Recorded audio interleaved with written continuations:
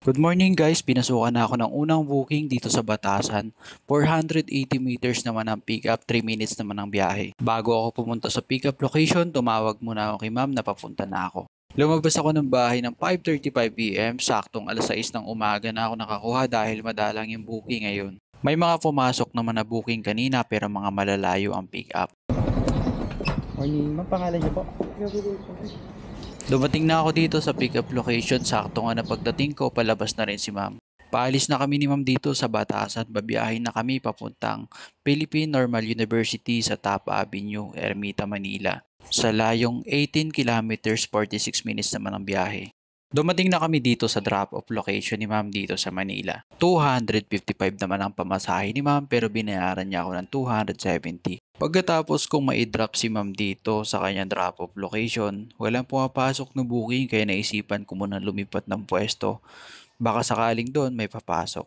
May araw talaga na madalang yung booking. Dito na ako ngayon sa Ligarda, Manila. Mga 5 minutes nga ako nandito, wala pa rin pumapasok na booking kaya naisipan kong i-restart yung cellphone ko. Pagkatapos ko ma-restart yung cellphone ko, agad namang may pumasok na booking.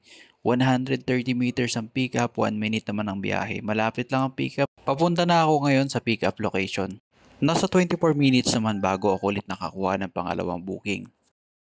Dumating na ako dito sa pick-up location. Ang biyahe naman ni Sir papuntang Malabon. Paalis na kami ni Sir dito sa Manila, babiyahe na kami papuntang Malabon na sa layong 9.9 kilometers, 28 minutes naman ang biyahe. Dumating na kami ni Sir dito sa drop-off niya dito sa Malabon. 134 naman ang pamasahe ni Sir pero binayaran niya ako ng 135 sa GCash. Pagdating ko dito sa Malabon, maraming booking. Ngayon naghihintay na ako ulit ng pangatlong booking. May mga pumapasok naman pero malalayo ang pick-up. Tulad ng Valenzuela, kahit nandito ako sa Malabon, pinapasukan pa rin ako ng Valenzuela, Caloocan. Pagkatapos ng 7 minutes na paghihintay, may nakuha na akong booking. Ito yung pinakamalapit, 650 meters, 4 minutes naman ang biyahe. Bago ako pumunta sa pick-up location, tumawag muna ako kay ma'am na papunta na ako.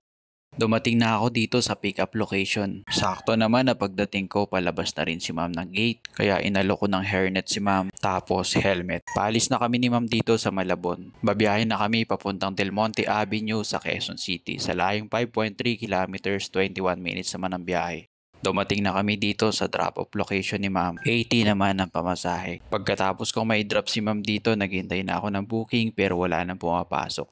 Napag-isipan ko na ipa-change oil na lang yung motor kaya dinala ko dito sa Shell Roosevelt Avenue. Dito ako palagi nagpapa-change oil ng motor.